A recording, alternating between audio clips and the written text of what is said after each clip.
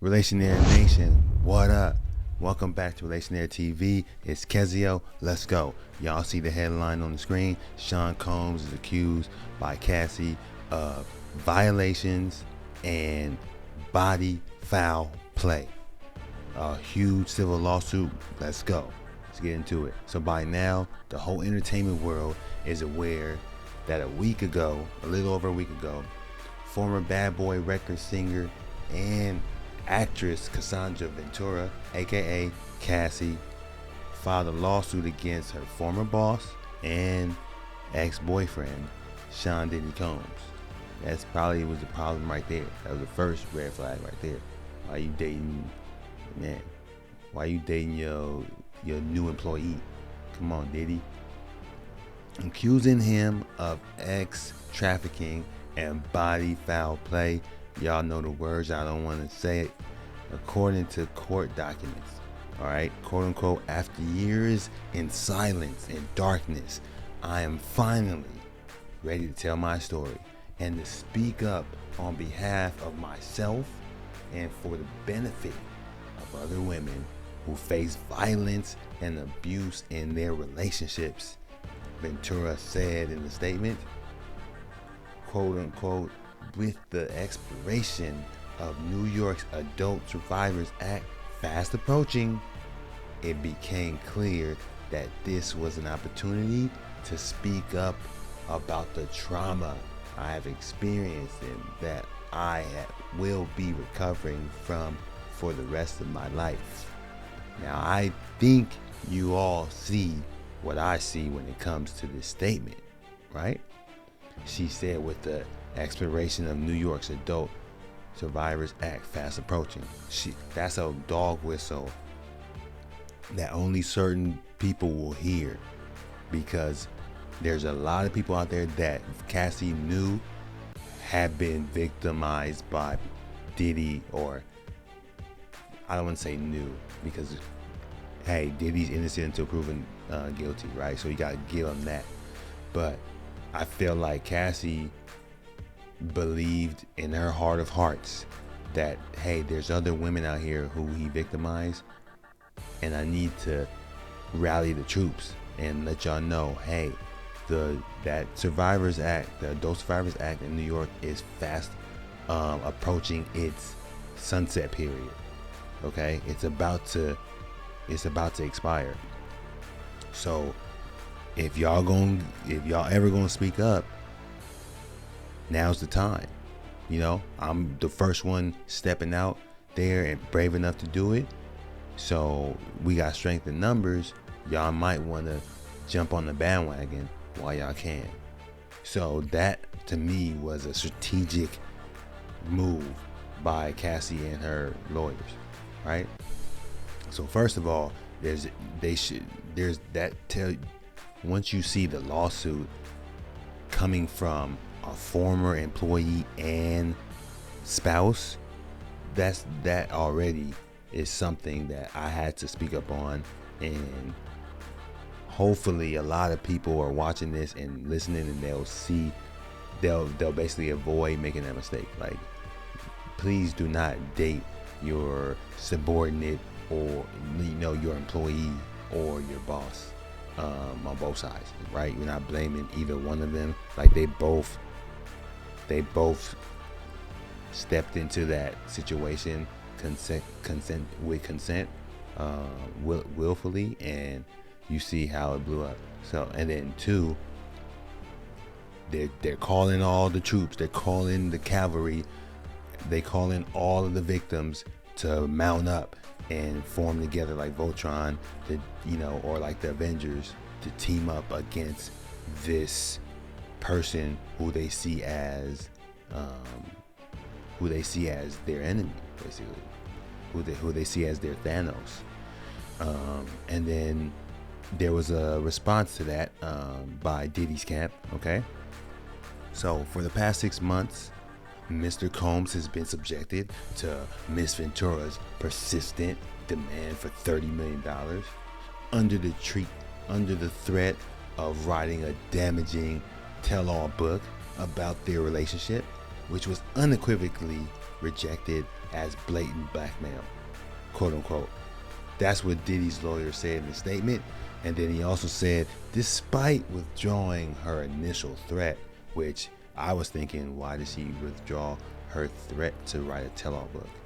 Like that, there's something there. Why would she threaten it, put that threat out there, and then take it back, and then switch to a different tactic of, oh, let's go the lawsuit route instead. That tell-all book route, let's cancel that. I wonder why she did that. But let's carry on.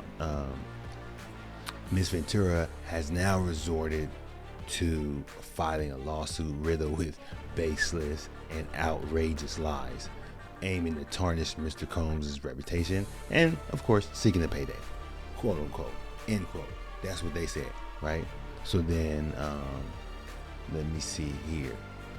According to the court filings, all right, Miss Ventura alleges that Mr. Combs violated Miss Ventura in her very own home one night after she tried to leave him, often double tapping and hopscotching on Miss Ventura's face, resulting in skin discoloration, lip swelling, raccoon eyes, and constant bleeding. All right, I'm just paraphrasing and slanging, adding some slang to to kind of make it more PC and more family friendly for the YouTube viewers and listeners. The YouTube algorithm is no joke. And Cassie's lawsuit alleges that Diddy even blew up Kid Cudi's car after he found out that Cassie was hooking up with Kid Cudi. And supposedly Diddy even forced Cassie to get busy with guys that he hired for like those like FOs, I guess they're called freak offs, where they wear these masquerade masks, like in the movie Eyes Wide Shut with Tom Cruise and Nicole Kidman. Then Cassie and Diddy would be, or Cassie said that Diddy would often be in the corner during these freak offs while she was getting busy with hired men, and he would be choking his chicken with the camera and tripod set up, ready for action. Just this disturbing graphic details in this lawsuit. She claims that one night Brother Love ran out of his apartment with the strap in his hand and started chasing a rival industry executive down the street after finding out the exec was meeting Cassie nearby. On other occasions, he allegedly demanded that Miss Ventura carry the heat in her purse just to make her uncomfortable and demonstrate how dangerous he was. And he allegedly introduced Miss Ventura to a lifestyle of excessive alcohol and substance abuse, and made her actually get painkillers for him and other prescription meds just to satisfy his own addictions. So after reading this and reading other articles, I started to notice a theme here, right? These articles are basically painting a picture of a trend in America, in the power circles of America, like corporate America, or anywhere where there's like a lot of money involved, a lot of status, a lot of reputation, high reputation, and prestige. And they kept using the word groom, or the verb grooming. So I decided to look it up, because I kept seeing it, because it wasn't just Diddy. There was also lawsuits brought against L.A. Reid and the former head of Grammys, Neil Portnow, right? Former recording Academy top executive Neil Portnow, former Arista and Epic Records chief L.A. Reid, and even Aerosmith singer Steven Tyler. So they also got hit with lawsuits under the Adult Survivors Act, right? And these articles, they kept talking about that, about grooming. So I said, let me look it up. I saw this article on HR Acuity, and it says grooming in the workplace before, during, and after. Okay, so when it says when we say grooming, people don't always know what we're referring to. Okay, even those who have been groomed themselves. We're not talking about grooming in terms of altering your physical appearance. In this blog, our focus is on grooming in regards to abuse, harassment, bullying, etc., specifically in the workplace. While grooming is often tied specifically to sexual abuse, in the workplace, psychological grooming is more widespread. Let's see. Let's break it down. Okay, so by definition, grooming is when an individual builds a relationship, trust, and emotional connection with someone so they can manipulate, exploit, and or abuse them. All right, let's start off with the number one or step one in the grooming strategy. So identify the individual. First things first, the offender targets an individual. Since this process is deeply personal, the offender can typically only focus on grooming one person at a time. They learn more about the individual, test the boundaries of vulnerability, and subconsciously determine whether or not to follow through. In the first stage, the offender begins to develop an unhealthy attachment to the victim. Number two, gain trust and build a relationship. All right. Okay. Once the individual has been identified, the offender makes an effort to gain their trust and subsequently build a professional relationship. This stage takes time! Exclamation mark. All right. Time. They said that with emphasis. The offender gets to know their target on a deeper, more personal level. They come off as charming, friendly, empathetic, and approachable. In the workplace, this might look like frequent one-on-one meetings and or communication about life outside of work. Happy hours, vendor dinners, off-site meetings, etc. are typically harmless. Spending time getting to know your professional colleagues outside of work is usually a sign of a good leader. However, it's the next stages that turn the relationship south. So, step number 3, feel a need. After the relationship foundation is stable and trust has been earned, the manipulation sets in. The offender is well aware of the needs, goals, and desires of their target individual. So they're basically saying that Diddy quite possibly saw Cassie when her video came out in 2005, right? The song was called Me and You, and it was a huge hit. They're saying he saw her and then took his time trying to get around her and meet her. He found out how old she was, found out she was 19, he was 37. If you're following the steps of this grooming situation, after he identified her and started testing the boundaries, showing up certain places, making it look as support.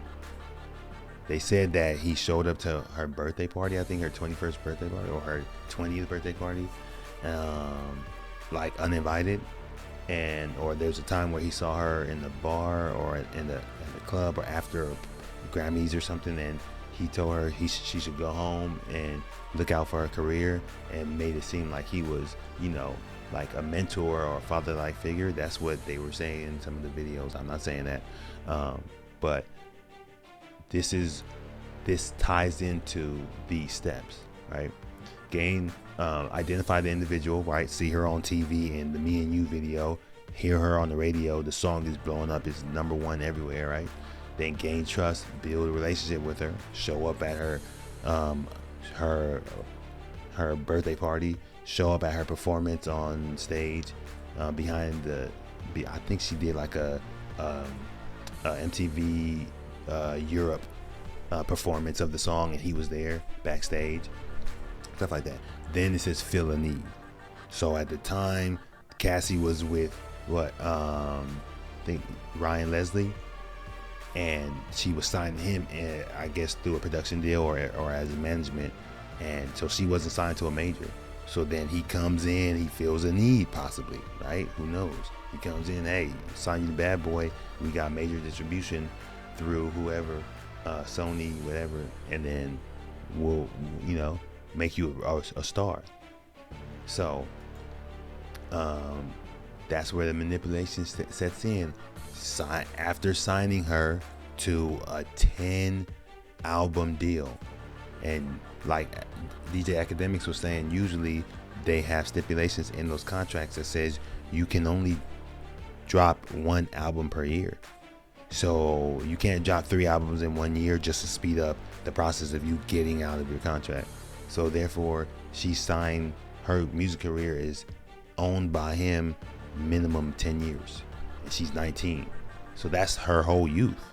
That's her, like, supposed to be the peak of her career and of her, her beauty in her life, typically. So, talk to her, find out what she wants, her needs, her goals, her desires, so that he knows how he can feel it. Oh, you want to be a star? Okay, come with me. Sign here. All right, next step, isolate. By this point, the offender is in control.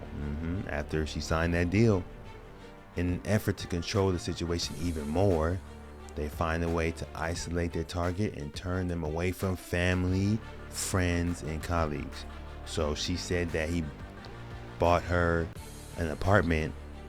He set her up in the apartment that he was paying for, and then started flying her out here, flying her out there. She wasn't seeing her family, right?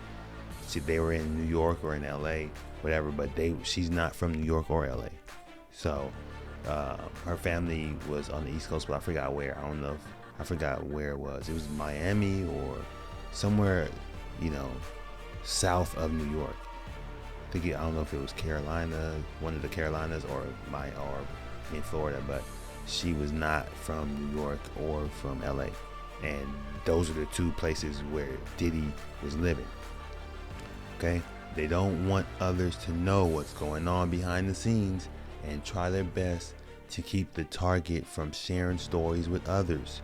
So they said he was following her, or he had people following her to make sure she wasn't going home or going to other friends' houses, other industry people's houses, and asking, oh, how is Diddy, or, talking about Diddy, right?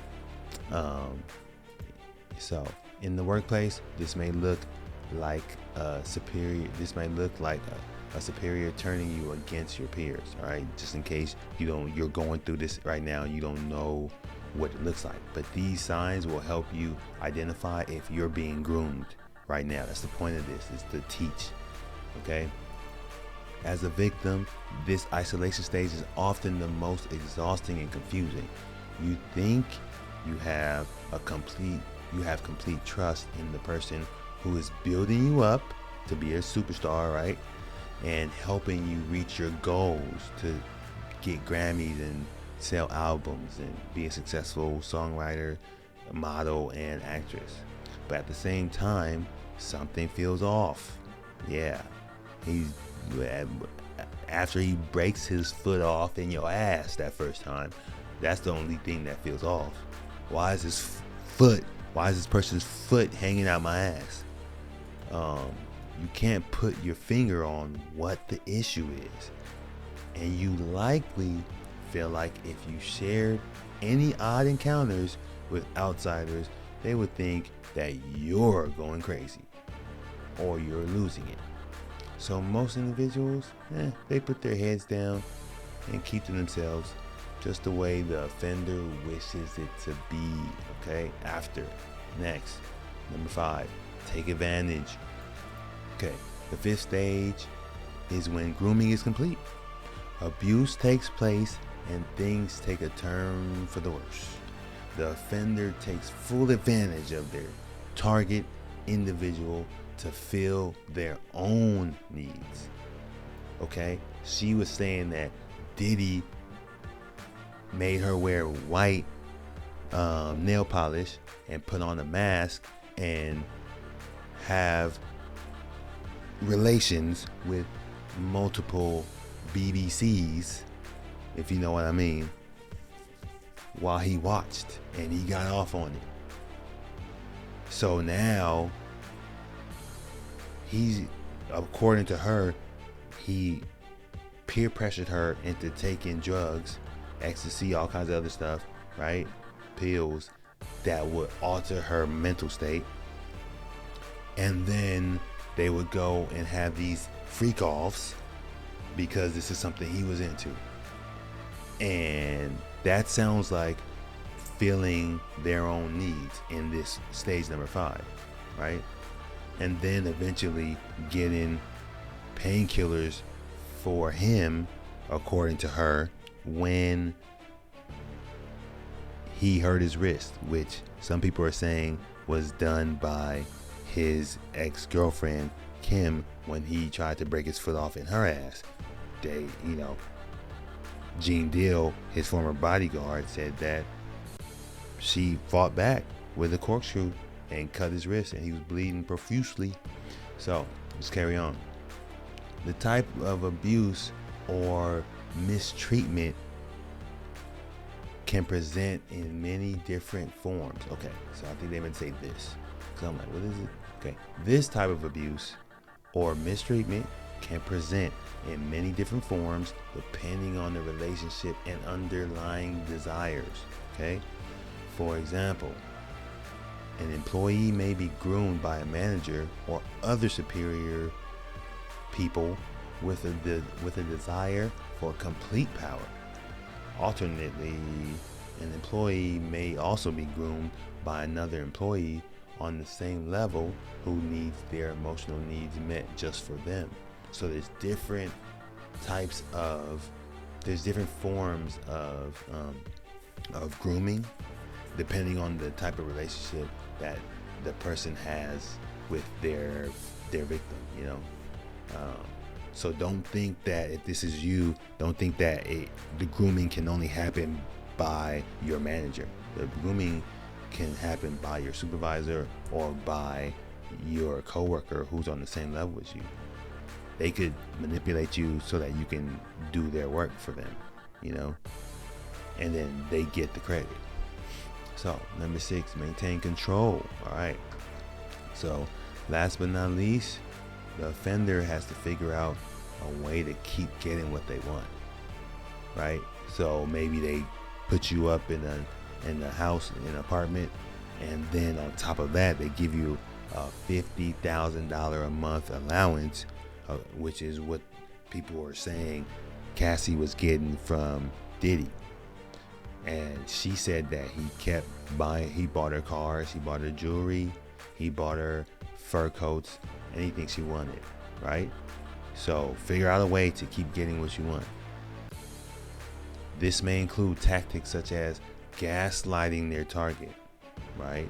So whooping their ass and then telling them that you doing it because you love them, right?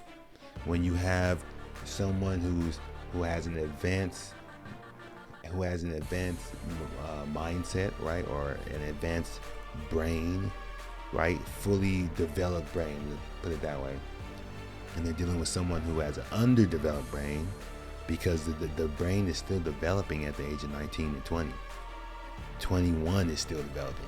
So like Cassie is basically saying that she didn't know any better. A lot of the stuff she let slide that she wouldn't let slide right now, that she's 37 now. He was 37 at the time, right? And he was sure of himself and what he was willing to do and what he was not willing to do. Not to mention, he didn't need anything from her. The power dynamic was different. She needed Diddy to get the things she wanted. So so in addition to her being young and underdeveloped mentally, she also was she didn't want to leave empty-handed, it seems like. So she put up with a lot of toxicity. So gaslighting the target, breaking down their self-esteem. Breaking down their self-esteem. When you put foot to ass, you definitely break down the self-esteem. Or when you have other women, you have other girlfriends, stuff like that. Continue to push for isolation, right? So she said that she was being followed, and any guy who tried to talk to her, there would be, Diddy and his goons would go off on them, right? The Shy Glizzy's former homeboy security member said that Diddy broke into or bum rushed a party where Cassie was at with Wale, and supposedly Wale was already told prior to that date to stay away from Cassie, even though he was just trying to get her to do a feature for a song he had. And Shy Glizzy's former homeboy security member said that he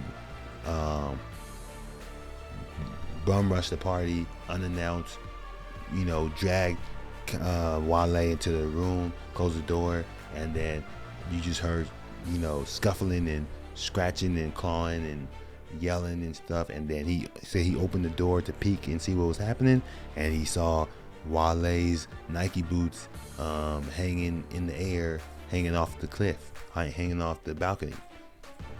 So in other words, he's saying that Diddy was making sure that people like Wale and Kid Cudi and stuff would stay away from Cassie.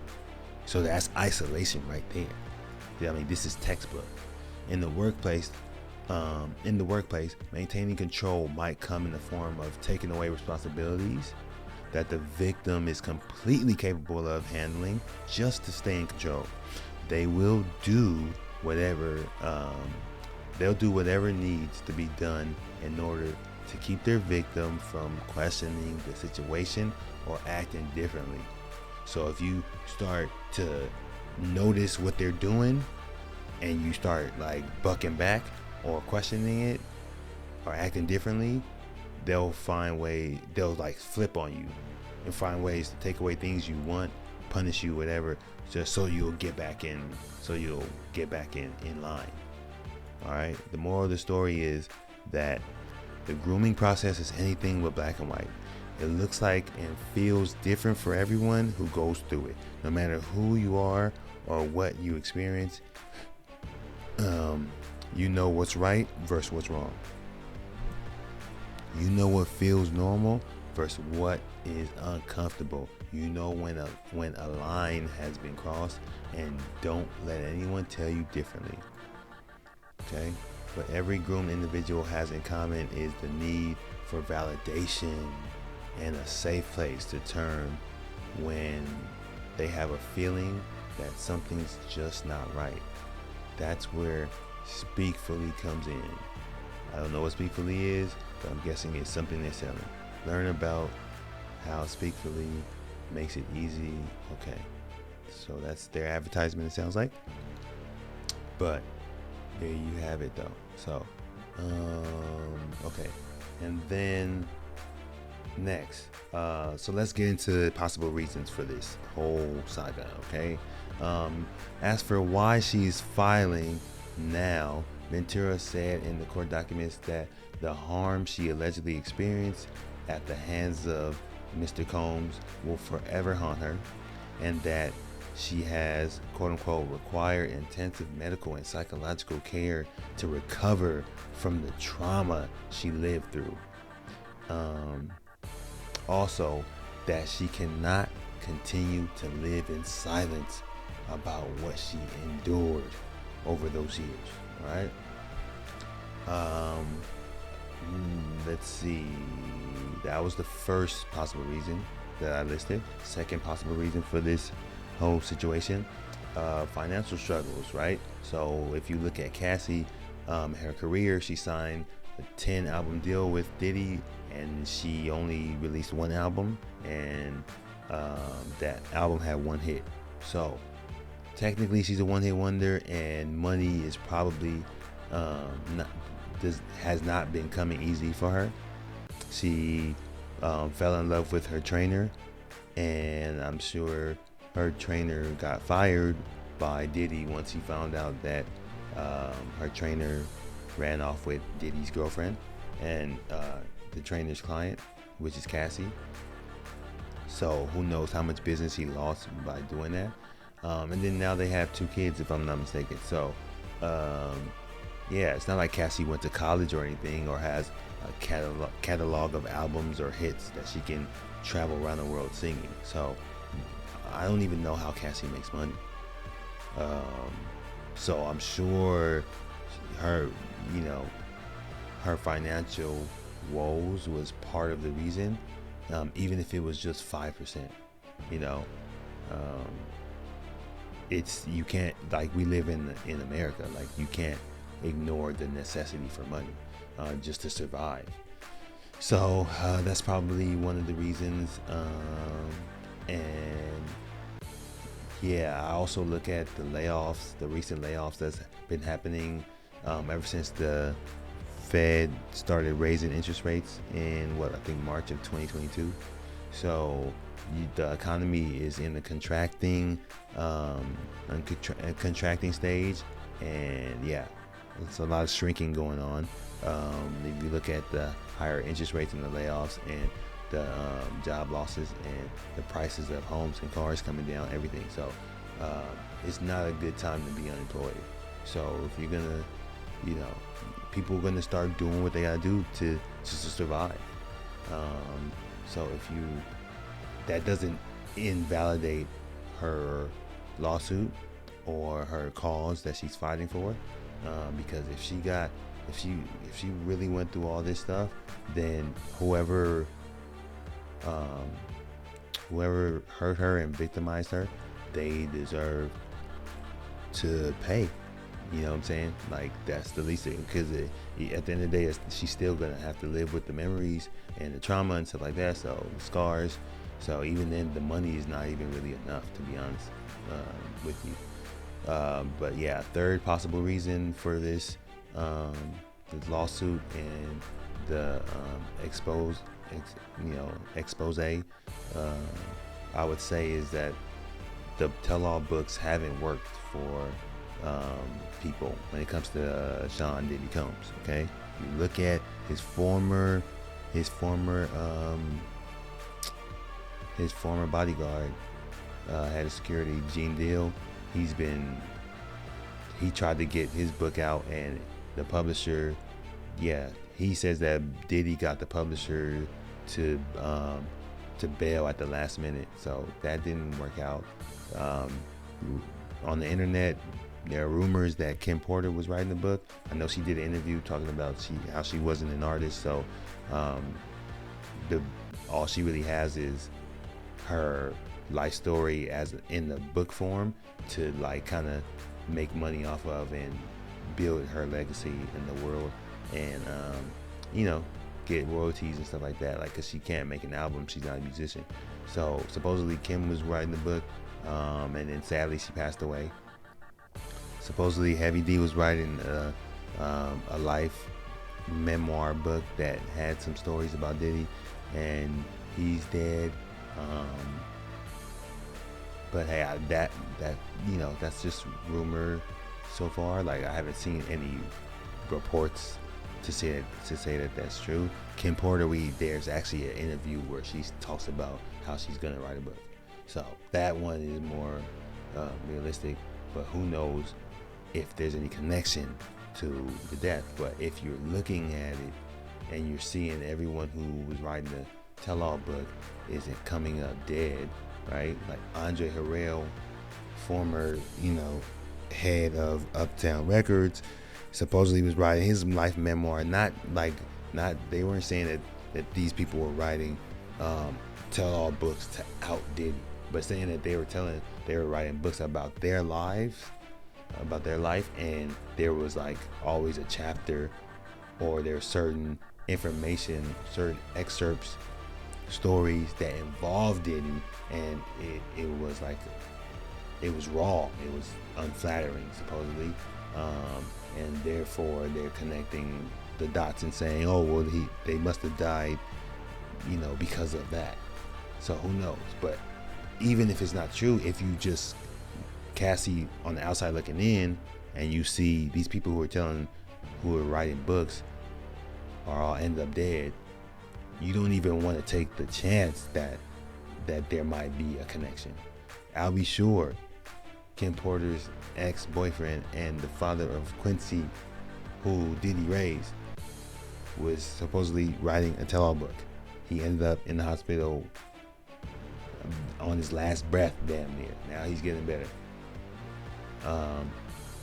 And then on, I think, Lipstick Alley, they're saying that Kim Porter's former stylist is on the run from Diddy, hiding out, trying to write a book in the cave somewhere before he can get caught, and then release it to the world. I don't know. This could all be like complete garbage, caca, you know what I'm saying? But just like I said, you never know what was going through Cassie's mind when she wanted to write the tell-all book. And then like Diddy's lawyer said, she changed her mind and then switched over to the lawsuit. Who knows why she changed her mind from the tell-all book, but she was threatening the tell-all book first. Just that is a fact. And she changed her mind. Why? You know what I'm saying? Anyways, number 4 possible reason: challenges to seeking help in affluent populations. Let's go. So, domestic abuse and intimate partner violence in affluent couples. All right. So I went on the internet to try and figure out why victims in affluent or wealthy relationships, why they stick around. I found this article on Good Therapy, and it says, let's go to the section that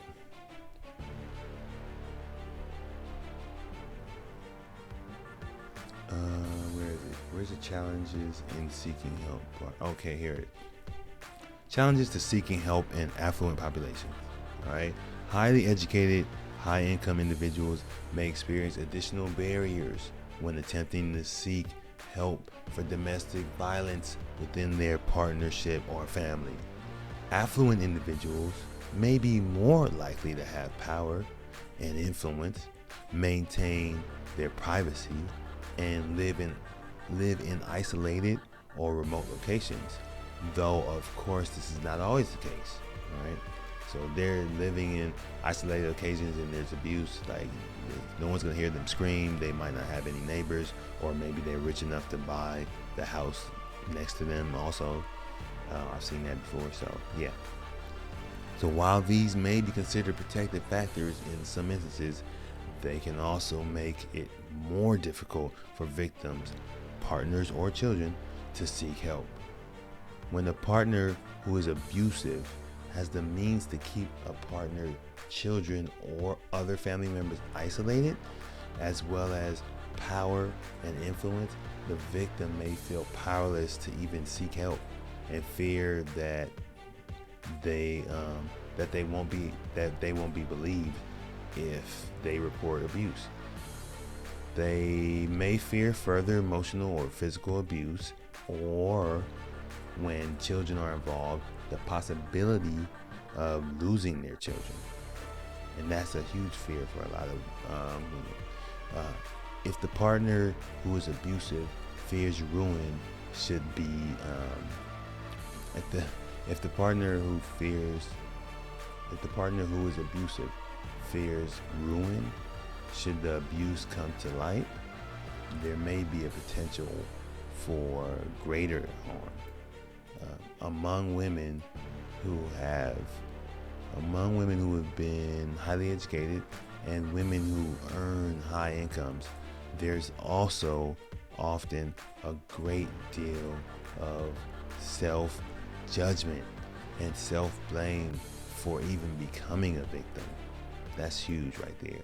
I've been in situations like that where I beat myself up for letting someone mess with me or victimize me in some type of way, to where I'm like, wait a minute, I'm me. Like, I can't believe I let that happen. You know what I'm saying? Then you just ready to really just paint the town red, if you know what I mean. After something like that, after you really like check yourself. Many women may feel they somehow should have known better than to put themselves into an abusive situation in the first place, and they actually may be reluctant to seek help just out of an embarrassment or shame.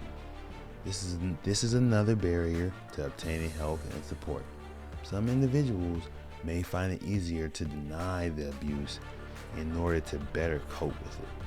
The thought of leaving, of seeing an attorney and ending the marriage may be frightening, and some may find it just too overwhelming or difficult to contemplate. So, just let me see. And also don't forget, this is important, which like this is good. Like, I really learn a lot when I go and do this research. So for many people, the words domestic violence, quote unquote, bring to mind a situation in which a man abuses a woman. But abuse also occurs in the LGBTQ plus families and relationships in that whole community. And individuals of any gender actually could be abusive or experience the abuse. It's not just always women getting abused by men. In situations where a man experiences abuse, he may feel ashamed or fear losing his credibility or status in society due to the heteronormative individuals and gender roles and stereotypes. So in other words, due to what's normal for heterosexual relationships, which is always normal for him to be hitting her. Like we expect that. It ain't good, but it's normal to see. So then if it's flipped and the woman is beating the man, then he'll feel even more ashamed. Not just that there's violence in their relationship, but that he's like one of the few men who's actually getting beat by his female spouse. That's like adding salt to the insult to injury in that situation. And because the stereotypes in American society, Western society, is that the man is going to be the one who's laying hands. So men may actually feel greatly ashamed of being victimized and avoid disclosing abuse and seeking help as a result. Yeah, they gonna feel like they gonna feel like their masculinity is getting pulled right from underneath their feet. You know what I'm saying? Yeah. So yeah, it's just now we come to the aftermath. Okay, the fallout with the financial abuse.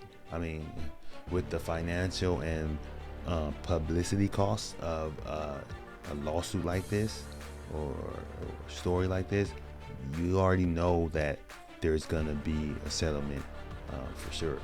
And I think that even people who sign NDAs, they don't have to adhere to them if there's a criminal investigation because of the X trafficking part of the accusations. The state or the feds could step in and want to look deeper into that X trafficking accusation. And if they subpoena people before the court of law, I don't think the NDAs will hold true in court or hold their weight. So another possible fallout is this could inspire more alleged victims to come out, and you could end up with a Me Too for Diddy in this case, because people, a lot of times people get more courage when they see the first soldier run over the hill, and they see, oh wait, it's safe to come out, it's safe to come outside. All right, let's all run outside. Like, at first person throws the trash can through the storefront window and jumps inside to start looting, then a lot of followers, a lot of bystanders, they start to, feel encouraged and feel emboldened to do the same, strength in numbers. So we could definitely see sponsors and partners and advertisers and, and financiers pulling away from Diddy and stepping away and not wanting to be part of the blowback, all right? And not wanting even other celebrity friends not wanting to be seen as a supporter of his. Like, we've seen this so many times, so we just know American culture. We know how it happens. We saw it with Weinstein, we saw it with Cosby, we saw it with Russell, right? We saw it with who else? With like Jeremy Piven and what's his name? Charlie Rose. That was super shocking. We saw it with, I think, Bill O'Reilly. Who else? I think Louis C.K. got accused. Like, yeah, it's just a lot. So, yeah, we already know how that goes. And then lastly, possible consequence or fallout from this situation could be that the story could just die once they settle out of court, and then the public could just get distracted by some new current events that happen, and then we possibly, forgive and forget, and then Diddy comes back rebranded a few years later. Like, that could also happen too. We've seen that too. But I don't know. We'll have to see when we stay tuned, when we keep watching as stories develop. But I definitely think that a lot of money is gonna start running out that back door when it comes to Diddy and his brands and his resources that he has amassed over the decades. Let me know in the comments below why you think this really happened. Do you think that maybe Diddy upset the puppet masters and the elite of the world and they're hanging them out to dry? Or do you think that Cassie is a freedom fighter who wants to help battered women around the world? Let me know if you've been in this situation or someone you know. Please, we're all here to help. Like and subscribe to my channel. Click the bell for notifications to get more content like this. It's your boy Cassio. I'm out.